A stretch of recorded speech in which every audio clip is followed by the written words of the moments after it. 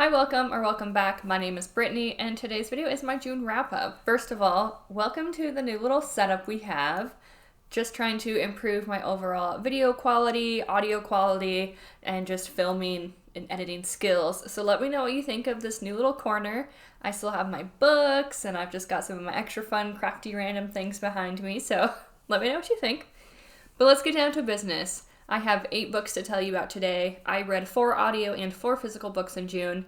And as I mentioned in my July TBR, June was a very strange month. It felt like things were slogging and taking forever, and I don't know, I didn't overall love everything I read. So I will let you know my thoughts as we go along. The first book I finished in June was Chain Gang All-Stars by Nana Kwame Ejibrenya, and this is his debut novel. This takes place in a maybe not too distant future. And I would say it's kind of comparable to an adult Hunger Games in that we have fights to the death.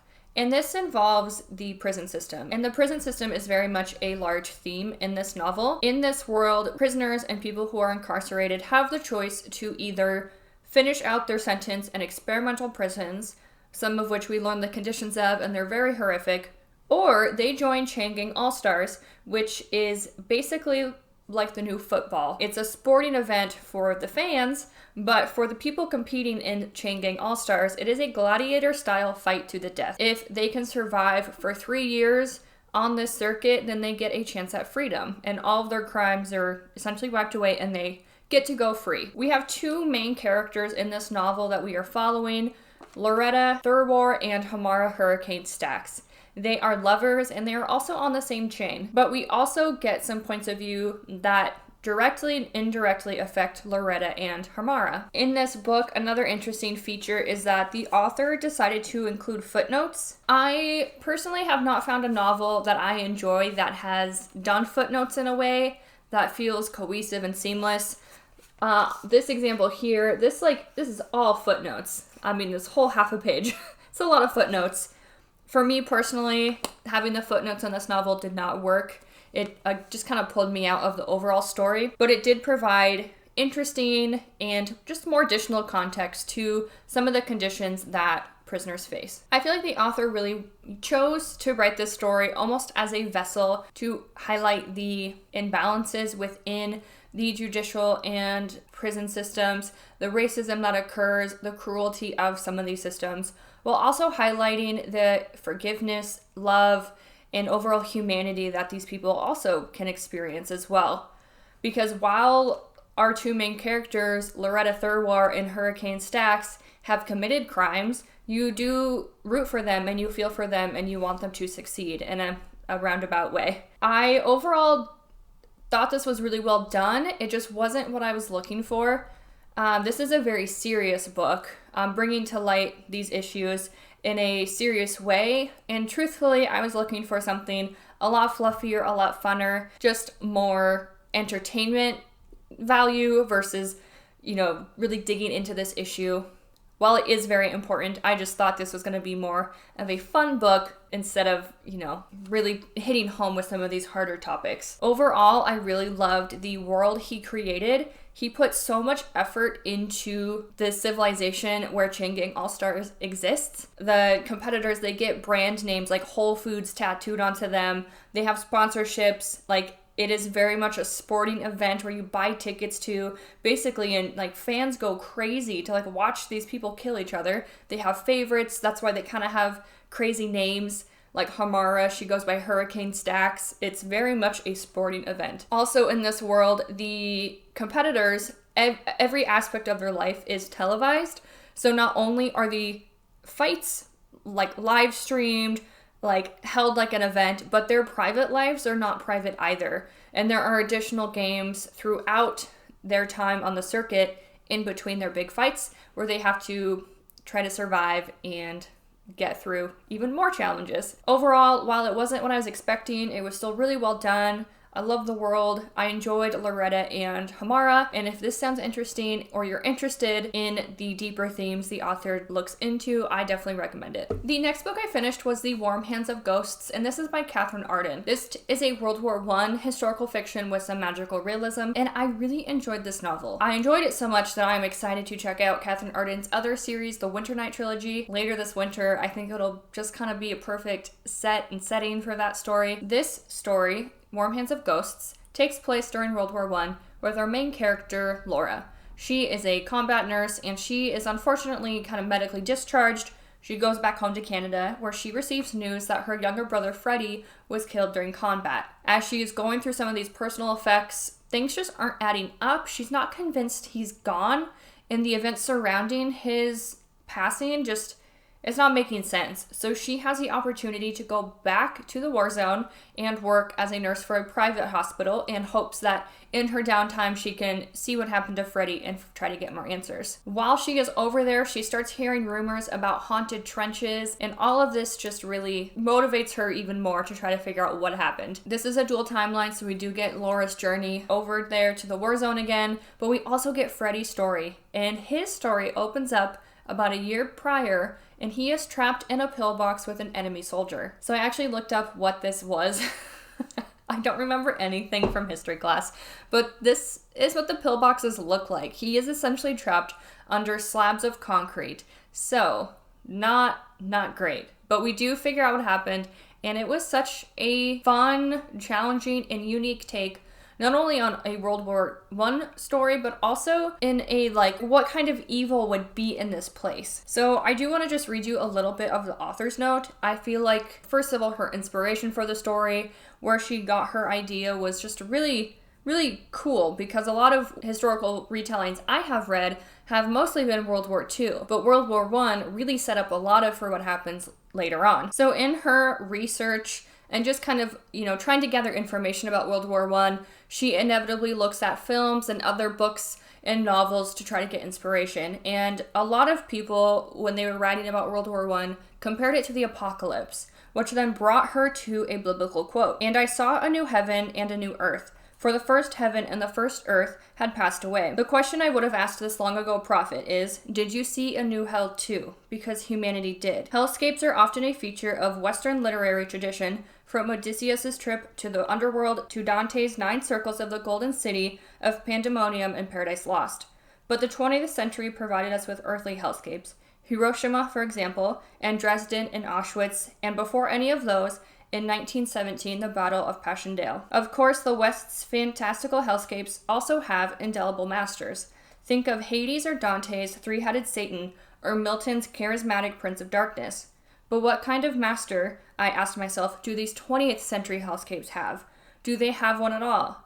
What would a devil of the old world do if he found himself in a hell of the new one? And when you read the novel and you get this extra insight from the author's note, I just thought it was a really cool way to explore World War I in this way, because it is a new hellscape. We do have a new kind of master of the battlefield, and I just really enjoyed it. So I'm very excited to check out her other works this winter. The next 2 books I finished were both part of the Thursday Murder Club series. Book 3, The Bullet That Missed, and Book 4, The Last Devil to Die. These are both narrated by Fiona Shaw. The Bullet That Missed centers around a decade-old cold case, which ultimately leads our crew to a famous newscaster and potentially a murder without a body, and things just don't make sense. While they are investigating this cold case, we also have a new bad guy named the Viking, and he wants Elizabeth to kill another KBG agent.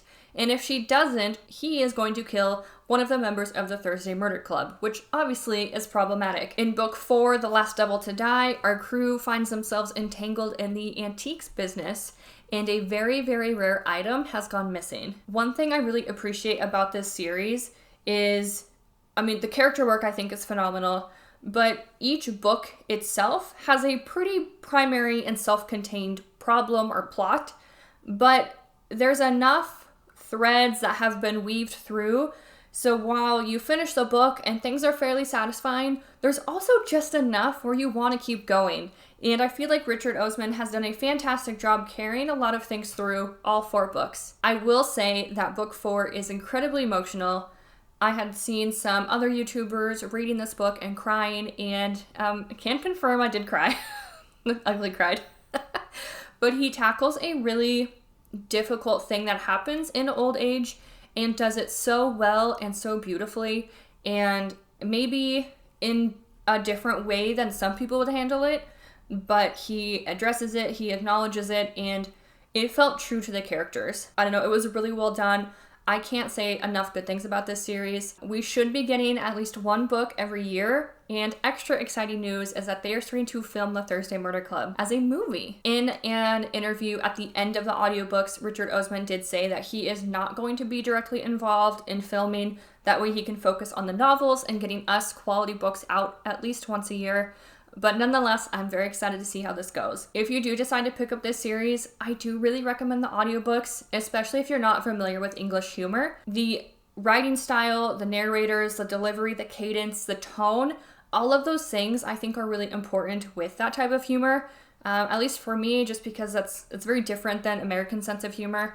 And I just feel like the audio experience really elevated all of the funny parts, but also the serious parts as well. So Thursday Murder Club, books 3 and 4 done. Now I'm caught up and just waiting patiently until next year. The next book I read was Brutes by Diz Tate. This is on a lot of weird girl fiction or weird literary books, and I would agree it is very weird. This was a strange read though, because I don't know what happened. And sometimes that works. Sometimes books feel like a fever dream, and it's fun, it's wacky, it's enjoyable, but this so much was not the case for me, unfortunately. This follows a group of 13-year-old girls, and they are obsessed with Sammy, the preacher's daughter. And Sammy goes missing. So this book is kind of all the events leading up to Sammy missing, looking for Sammy, and ultimately what happened. I will say I did appreciate the format of this book. So the first few chapters start off with a collective we narrative. Like, we watch our mothers cry, we watch them make coffee, we laugh and we giggle.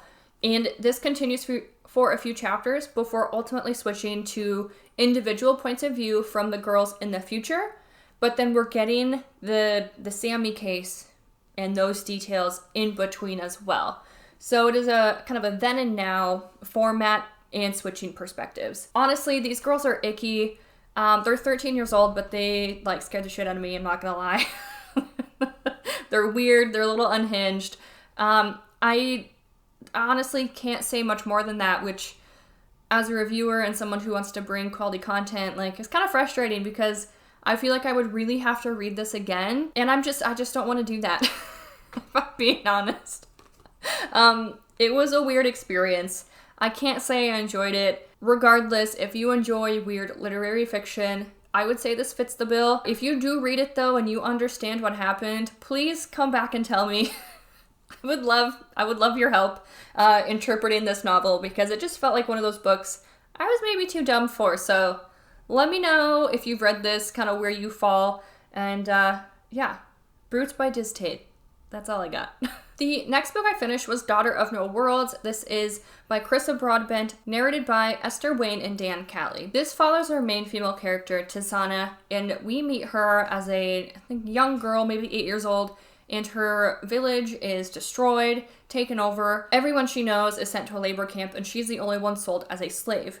So we learn about her service in slavery, and she barely escapes with her life at the age of 21, 22. She escapes the land and travels kind of across the country to find a group of people called the Orders. The Orders are powerful, kind of magical, high-standing authority people, and she hopes to join them and have them kind of basically help whoever is left over from the labor camps when she was a young girl, and help the slaves that she met during her time in slavery. In order to do so, she needs to be trained in the way of the Orders and prove her worth and pass their tests, and that is done all with the help of Max and Terrius. First of all, I really do love all the names in here. The fantasy names in this series are really fun. So Max Centarius was a warrior, part of the orders, and he has since retired and has nothing good to say about them. This is very much kind of a student, teacher, fantasy romance. Ultimately, Tizana's journey to join the orders and be trained by Max brings them closer together, but also closer to conflict and to a war that neither of them really want to participate in. This reading experience is very interesting for me. I unfortunately think my mood of just not being into fantasy romance at the time did contribute to my overall enjoyment. I don't know, I wasn't really paying attention, and so for a large portion of this book, I thought Max was in his 50s. He is 30, and Tisana is 22. But I think the combination of the voice acting and just me, like, being who knows where, was a little confused for quite some time. So when I finally put it together and realized that he was not in his 50s and 30s and that Max was a love interest, I was on board and I thought it was fun. An interesting choice as well is with the dual narration is that we don't get Max's point of view until like chapter 50, like halfway through the book. So that just was an interesting choice, I think, to have our other main point of view come in so much later. I don't know like how that could have been done differently. I just thought it was an interesting choice, and it was just very noticeable, especially with the audiobook version, because I had listened to the female voice actor for basically hours and hours before finally getting that male voice, and it kind of threw me off once he finally entered the chat. Ultimately, this was not a bad book. I do not think I'm going to continue on right now, but if I ever do kind of get the fantasy romance bug again, I do think it would be a fun series to continue. I did have fun with Krista Broadbent's other series, so if and when that time comes, I will be checking this out. I do believe it is still on Kindle Unlimited if you're interested, and I think the entire series is also on Audible Plus if you wanted to give it a listen. The next book I finished was Pearl by Josh Malerman, and this was actually published as On This Day, the Day of the Pig. Now it is known as Pearl. This follows the couple's farm, and they have Pearl the pig.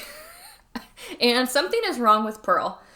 Everything just kind of kicks off when the grandson violently, brutally, and like randomly kills another animal on the farm. And like, I know animals like die on a farm, but like this was out of the blue. This was so random, so violent, and just so like upsetting. And he says that the pig made him do it. Pearl made him kill this other animal. And that is just where kind of this horror starts.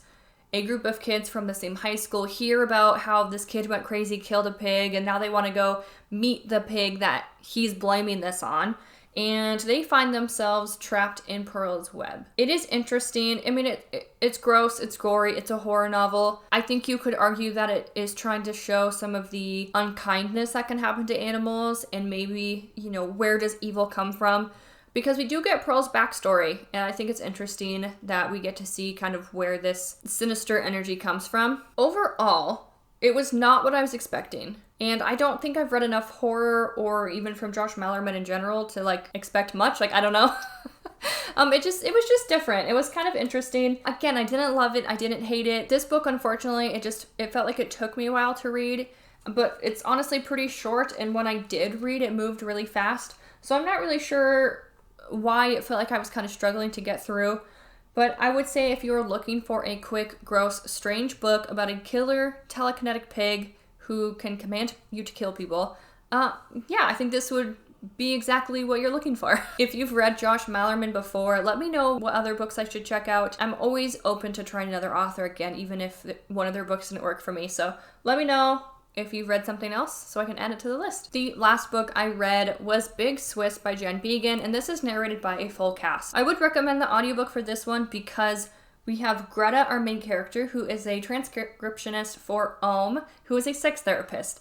And anytime we are listening or getting the transcriptions, we have two characters for Ohm and his client, or Big Swiss, and Greta as a third voice. And we do get a few other voices in between, but we really are essentially listening to the transcription as Greta is listening and transcribing. And that was a really fun experience. Greta hears about this woman who she calls Big Swiss as she's transcribing these appointments and becomes kind of obsessed with her. She's very intrigued by this woman. She ultimately meets Big Swiss in person, panics, and lies about who she is, and the two of them start a relationship, all while Greta like knows that she's a client to her boss. Both of them are very messy, very questionable, strange, weird, kind of quirky people. They definitely have some unresolved traumas, and they are at times not very kind to one another. Things get very messy. I will say overall, it was pretty entertaining. It was pretty funny. Once kind of the big climax, the big reveals happened, I did start to lose interest, but it was still a very entertaining listen. Like,